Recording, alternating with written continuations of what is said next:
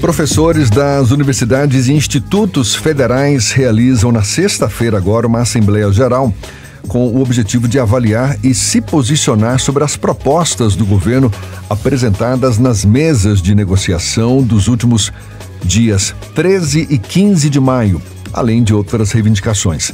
A greve completa hoje 23 dias.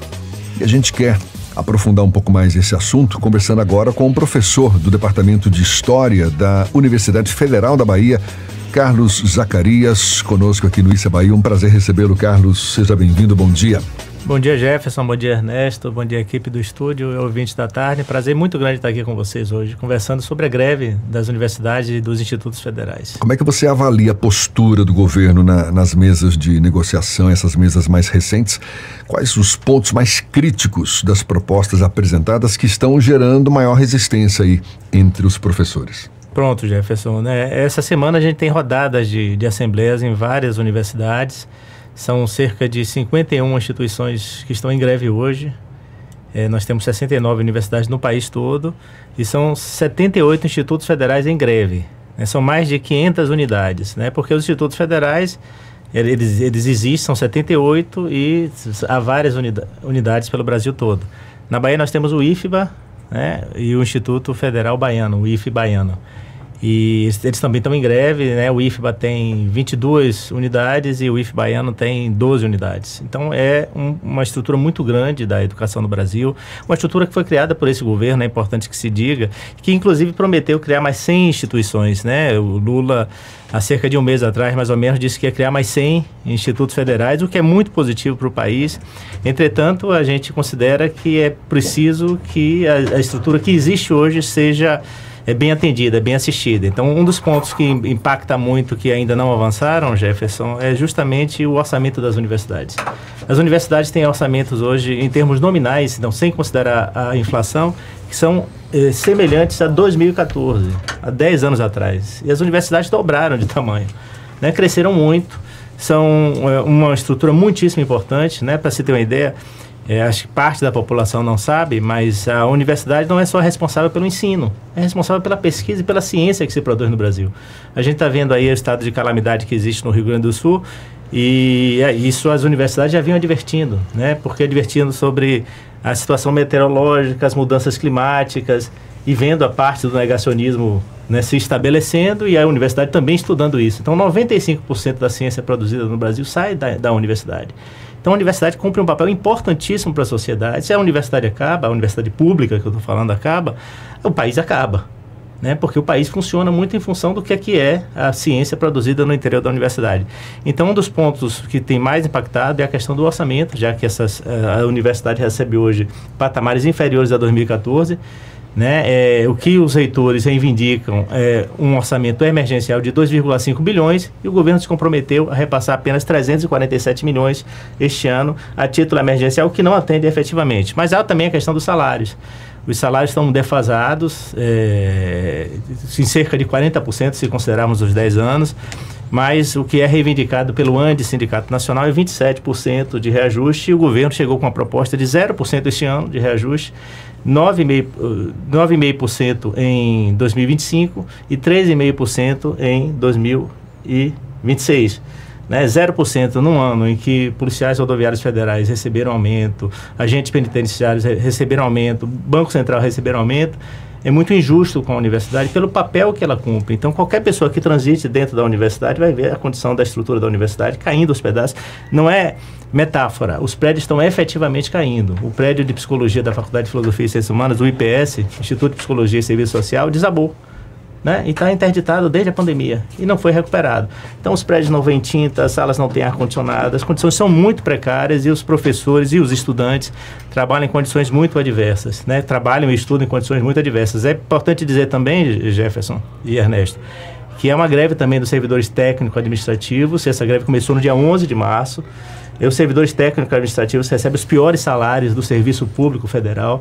E é uma greve absolutamente necessária e urgente para que o governo enxergue a universidade da forma como ele enxerga, talvez, nos seus sonhos, né? O governo Lula é um governo efetivamente comprometido com a universidade, mas não basta só o comprometimento em palavras, em juras de amor, é preciso comprometer efetivamente com a universidade. Pegar exatamente esse ponto, está aqui, inclusive, o nosso colunista e seu colega de Universidade Federal da Bahia, Nelson Preto, está em Curitiba, no Fórum de Internet do Brasil, mas está ligado aqui no Essa Bahia e acompanhando aqui a sua entrevista. Eu fiz uma provocação aqui com ele aqui em mensagens aqui, em troca de mensagens, que eu vou fazer aqui para você, correndo o risco de ser mal interpretado no meu passado sindicalista, que fui também, mas para botar pimenta aqui no salão. Você está falando do compromisso e do papel do governo Lula, da expansão do sistema de instituições federais nos 2 primeiros governos de Lula, etc.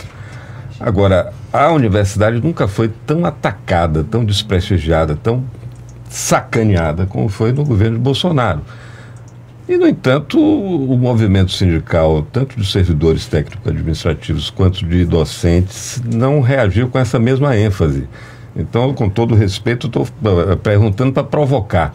Vocês não foram muito tchutchuca com o Bolsonaro e estão sendo tigrões com o governo Lula? Excelente pergunta, Ernesto. É bom que me dá a oportunidade. Um abraço para Nelson, que é uma figura querida, estava na última Assembleia, ele sempre vai às Assembleias e é uma figura muito importante. Veja, greves no serviço público, greves de trabalhadores em qualquer setor é um sintoma de saúde da democracia. Quando a gente não tem greve é justamente quando a gente tem ditadura. Se você vê o regime nazista, o regime fascista, né, na Alemanha e na Itália, você não tem onda de greve, não tem movimentação. Porque os trabalhadores sabem que, acima de tudo, o que está em questão ali é a sua vida. Às vezes o seu emprego, às vezes a própria estrutura que você trabalha.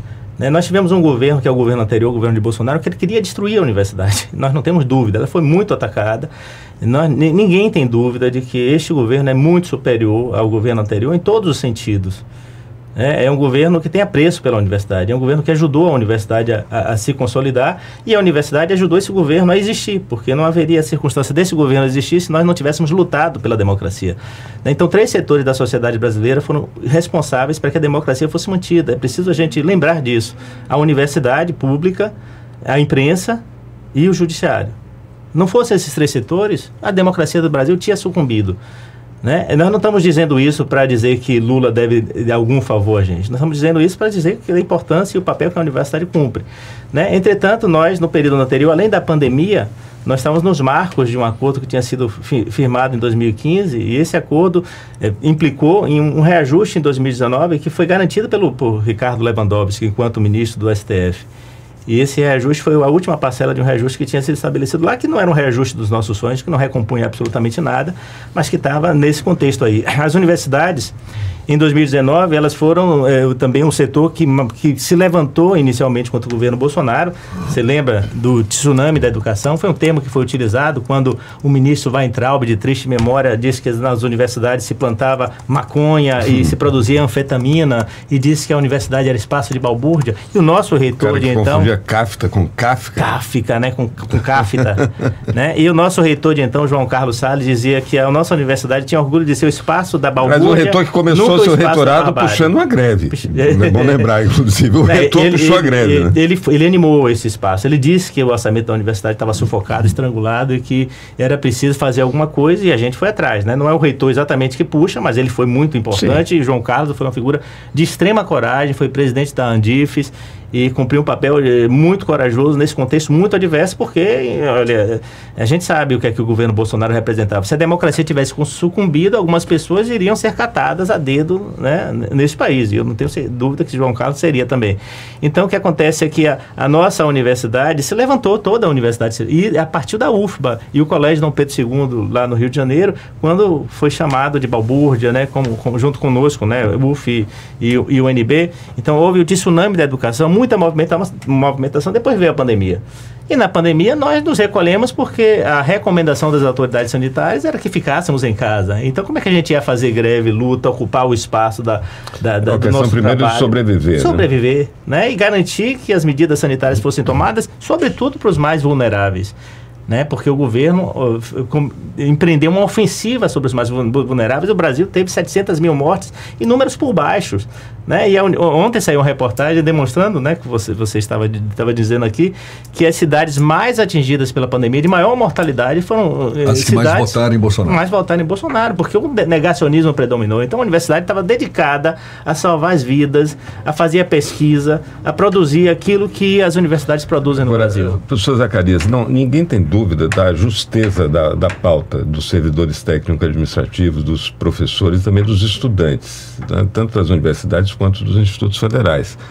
Agora, em relação à eficiência, à eficácia, é duro falar isso, não estamos tratando de movimento sindical, mas do ponto de vista assim, do que se espera extrair do movimento, a greve é um instrumento eficaz para que este governo, neste momento, e considerando toda a complexa conjuntura política que a gente está vivenciando, essa greve ela pode extrair do governo mais orçamento para as universidades, concretamente?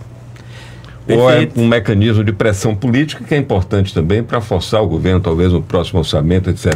Mas preto no branco e agora, para garantir o restabelecimento das atividades acadêmicas, é a greve o instrumento? Eu, pessoalmente, não tenho dúvida que a greve é um dos instrumentos mais importantes. E eu, não só eu, mas os professores que têm comparecido às assembleias e têm mantido a greve. Tem uma certa divisão no movimento também, não é uma coisa hegemônica, assim, a posição pró-greve. Né?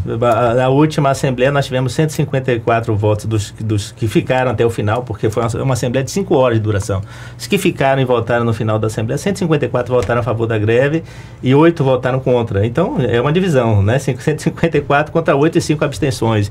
Mas não é uma divisão generalizada. A maioria dos professores são favoráveis à greve. A gente vai ter uma assembleia sexta-feira, e eu pessoalmente creio que a Assembleia deve manter a greve, apesar de um setor muito minoritário querer dizer que a greve deve acabar agora. É justo que esse setor também se mobilize e vá para a Assembleia, e a gente discuta, porque assim é parte da democracia.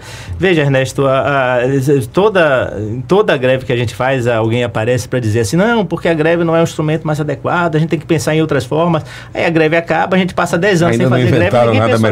Ninguém inventou nada melhor. A greve é o principal instrumento dos trabalhadores. E os trabalhadores percebem isso quando se mobilizam, quando olham para o lado e veem quem está na Assembleia, e olham na Assembleia e dizem, eu não estou sozinho, eu preciso lutar. E veja, se eu estava falando de democracia aqui, o presidente Lula não vai resolver os problemas do país sozinho. Ele não é um demiurgo, né? Ele não é um salvador da pátria. Ele próprio disse outro dia aí que ele é o pai, o tio, o irmão e o filho das greves, né? Ele elogia as greves. Ele sabe que ele não pode falar mal das greves, mas tem que ter uma outra atitude para com a universidade. Negociações à vista, professor?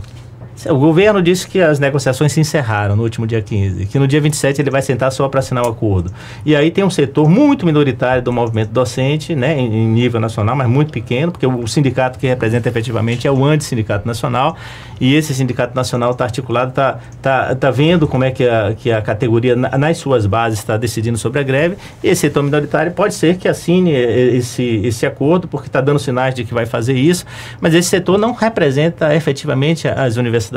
Né? Então eu estou dizendo que a gente não está fazendo a greve para defender a democracia, a gente está fazendo a greve para defender a universidade. Agora, professor... A democracia vem junto com parte da defesa da universidade. Estamos conversando aqui com o professor Carlos Zacarias, que é do Departamento de História da UFBA. Greve já há mais de 20 dias e sem entrar nos méritos que justificam esse movimento, na sua avaliação, qual o impacto desse movimento no meio acadêmico, nos alunos, e como é que os professores esperam minimizar esses efeitos depois do fim da paralisação?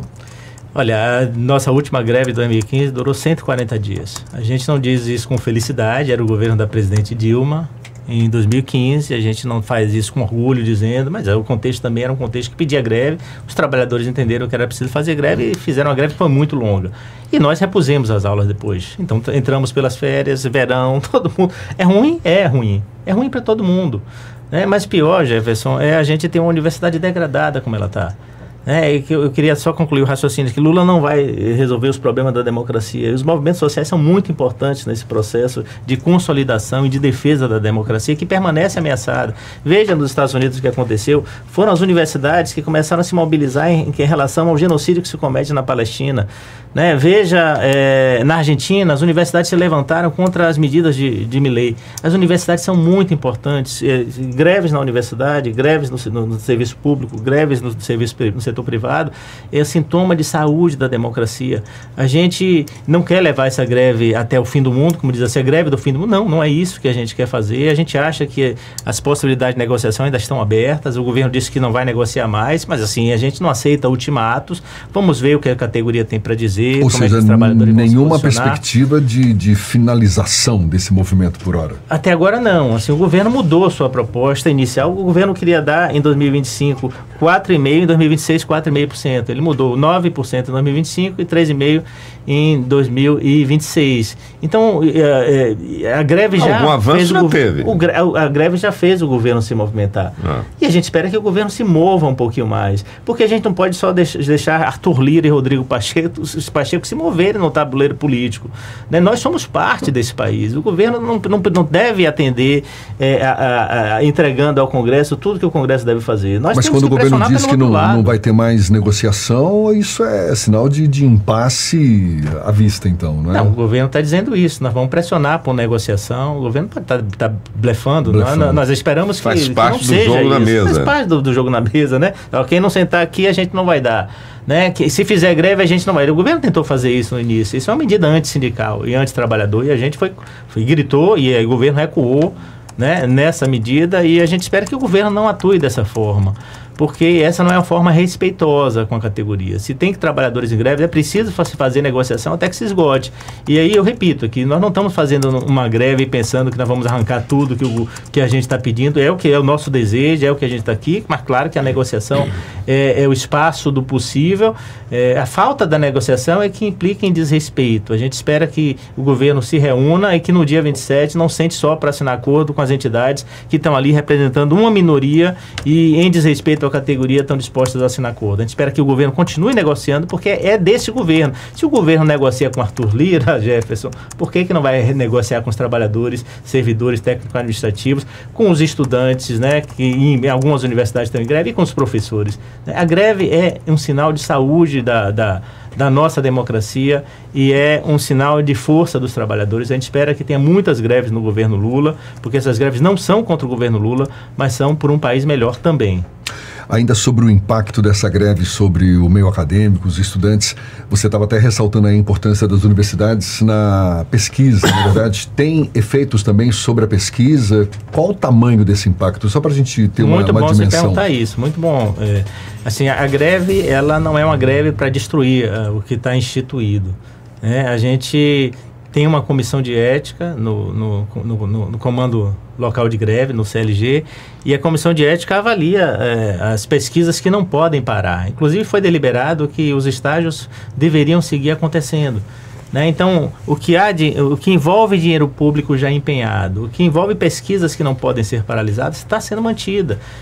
O que está suspenso, sobretudo, são as aulas. Há outras coisas suspensas também, mas as aulas estão suspensas. A gente não quer fazer uma greve para parar a pesquisa que não pode parar, para parar as agendas que envolvem prazos externos, que não são prazos estabelecidos por nós. Mas o que é prazo estabelecido pela universidade, a gente está parada. Então envolve pós-graduação, graduação, tudo fica parado até que as questões que estão colocadas na greve se resolvam. Então a gente quer envolver a comunidade universitária dos institutos federais, os servidores, os estudantes e os professores, para fazer essa defesa da universidade. Essa semana, na próxima quarta-feira, amanhã, vai ter uma marcha da classe trabalhadora em Brasília. Nós temos vários companheiros e companheiras que estão lá, inclusive estudantes que seguiram para Brasília de ônibus. Uns vão viajar hoje porque não puderam ir de ônibus ontem, vão viajar hoje, e amanhã vai ter essa marcha em Brasília que a gente espera que impacte a percepção do governo Lula, que a universidade, dizendo para ele que a universidade está se movimentando e que ele precisa continuar negociando e demonstrando aquilo que a gente sabe que ele é, que é um democrata, alguém que tem apreço pela universidade e que não fica só nas promessas. Professor Carlos Zacarias, professor do Departamento de História da Universidade Federal da Bahia. Boa sorte aí nessa empreitada que certamente é grande. E muito obrigado pela sua disponibilidade. Chama o professor Fernando Haddad para desatar esse nó aí. O professor Fernando Haddad é um dos principais problemas. Ele e seu fiscalismo no arcabouço fiscal. Esse é um problema. Ele tem que ser uma solução aí, né? Esperamos que ele também se sensibilize. Professor, muito obrigado, um bom dia então e até uma próxima. Muito grato, Jefferson, muito grato, Ernesto. Um grande abraço para os meus companheiros e companheiras do CLG, do Comando Local de Greve, da UFBA e os servidores técnicos administrativos e os estudantes também. Vamos à luta e vamos vencer. Maravilha, 8h51 agora.